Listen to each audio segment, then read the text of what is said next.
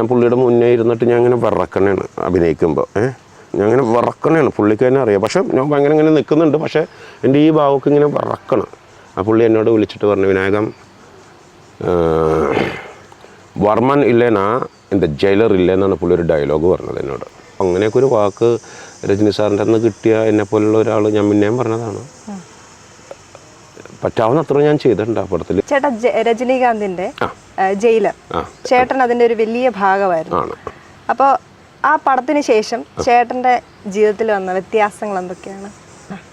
എനിക്ക് മനസ്സിലായത് ശരിക്കും ഞാൻ ഗോവയിൽ ചെന്ന് കഴിഞ്ഞപ്പോൾ, ഗോവയിൽ മുമ്പ് ഞാൻ ചെന്ന് നിൽക്കുന്ന ഒരു ജംഗ്ഷനുണ്ട്.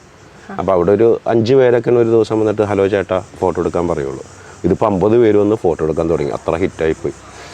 ദൈവം സഹായിച്ച് നടന്നു. ഫോട്ടോ ഒക്കെ ഞാൻ എടുക്കും കേട്ടോ. എനിക്ക് ഫോട്ടോ ഒക്കെ എടുക്കാൻ ഇഷ്ടമാണ്. പ്രസൻറ്റ് ടൈമിൽ ഞാൻ എന്താ ചെയ്യണമെന്നുള്ളതിൻ്റെ ഒരു കാര്യമുണ്ട്. ഞാൻ ഷൂട്ടിങ്ങിന് നിൽക്കണമായിരിക്കില്ലേ, ആ സമയത്ത് എനിക്ക് ഷൂട്ട് ചെയ്യുക എന്നുള്ളതാണ് എൻ്റെ ജോലി. ഷൂട്ടിങ് അത് ചെയ്യുക. അപ്പോൾ ആ സമയത്തൊക്കെ ഫോട്ടോ സെൽഫി എന്നൊക്കെ പറയുമ്പോൾ പെട്ടെന്ന് എനിക്ക് ദേഷ്യമല്ല, വേണ്ടാന്ന് പറഞ്ഞു അത്രയുള്ളൂ. പിന്നെ എൻ്റെ ഗെറ്റപ്പൊക്കെ പുറത്ത് വിടുക പടത്തിൻ്റെ. പെട്ടെന്ന് ആൾക്കാർ അതൊക്കെ ചേട്ടാ ഞങ്ങൾക്ക് കുഴപ്പമില്ല, ഒരു സെൽഫി അല്ലേന്ന്. ഇങ്ങനെ കഷണ്ടിക്കായിട്ട് നിൽക്കുന്ന ഒരു ക്യാരക്ടർ വിട്ടാൽ പിന്നെ ഈ പടത്തിൻ്റെ എന്ത് പ്രൊമോഷൻ നമുക്ക് ചെയ്യാൻ പറ്റും? അപ്പോൾ അങ്ങനെയൊക്കെയുള്ള സ്ഥലത്ത് ഞാൻ കുറച്ച് ഇങ്ങനെ വേണ്ട.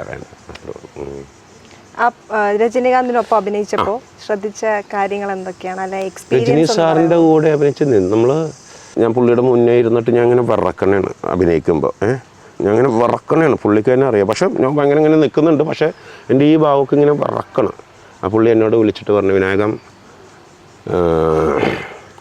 വർമ്മൻ ഇല്ലേനാ എൻ്റെ ജയിലർ ഇല്ലേന്നാണ് പുള്ളി ഒരു ഡയലോഗ് പറഞ്ഞത് എന്നോട്.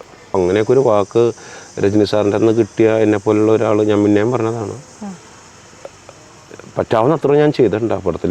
അത് കഴിഞ്ഞിട്ട് ഞാൻ ജയിലർ കഴിഞ്ഞിട്ട് സൈൻ ചെയ്യണ പടമാണിത്, തെക്ക് വടക്ക്. അപ്പോൾ ഒന്ന് ശ്രീമാർ, പിന്നെ എൻ്റെ ഫ്രണ്ട് ലാസർ എന്ന് പറഞ്ഞിട്ടൊരു പുള്ളിയുണ്ട്. അപ്പോൾ പുള്ളി ആയിട്ടാണ് ഈ പടം വരുന്നത്.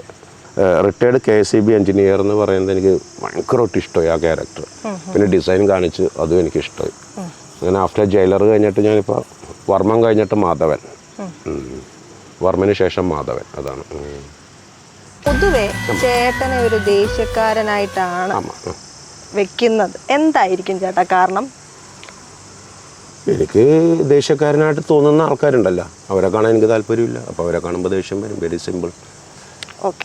പരിപ്പ് കഴിക്കണം, അതിൻ്റെ മുമ്പിൽ ബീഫ് കറി കൊണ്ടെന്ന് വെച്ചിട്ട് എന്ത് കാര്യം?